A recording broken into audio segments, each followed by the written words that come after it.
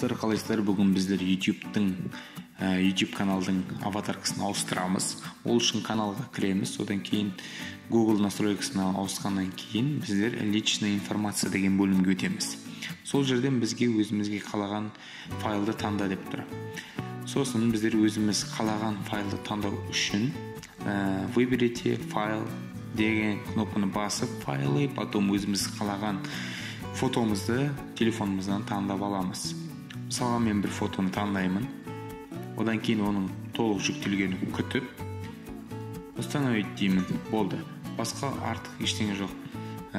Өзімізге қалаған размерді белгілеп, қалаған аймақты қоямыз да, сосын біздер келесі қадамды орталаймыз. Мінекей біздің фотомыз, аватаркамыз ауысты. Енді каналға өтіп қарасақ, бірден ауысқанын байқаймыз. Егер видео пайдалы болса, астына комментарий қалдырып кетіңіздер. Сау саламатта болыңыздар. Сіздермен бірге болған инженер-маркетолог.